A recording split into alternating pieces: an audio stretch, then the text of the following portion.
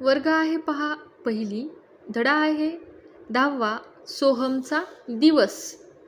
आपण हे ऐकावं म्हणा, हे आपण वाचन करायचं आहे आणि तुम्हीही ऐकायचं आहे. सोहम सकाळी लवकर उठतो, दात घासतो. तुम्ही घासता का दात? साबण लावून अंघोळ करतो व जेवण करतो. मग सोहम गणवेश घालतो, आईबाबांना नमस्कार करतो, तयारी करून शाळेत जातो, गुरुजनांना नमस्कार करतो. हे पहा सोहम, तुम्ही असंच करतात का सोहमसारखं?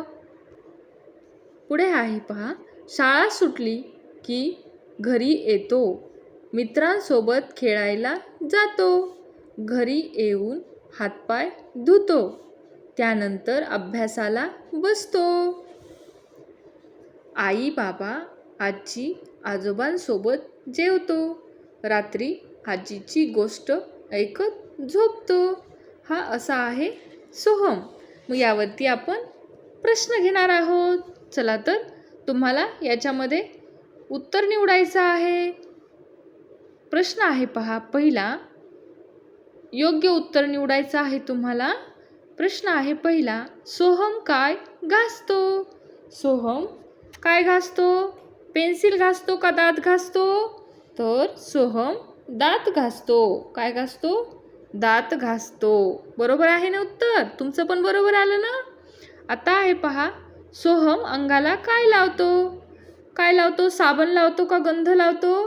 तर बरोबर उत्तर आहे पहा, साबण लावतो. प्रश्न आहे पहा तिसरा, सोहम शाळेत जाताना काय घालतो? काय घालतो बरं? स्वेटर घालतो की गणवेश घालतो? तर गणवेश घालतो.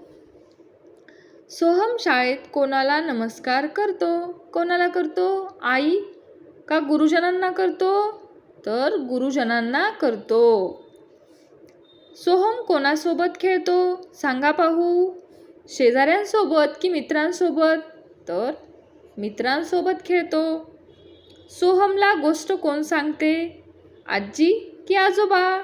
तर आजी सोहमला गोष्ट सांगते.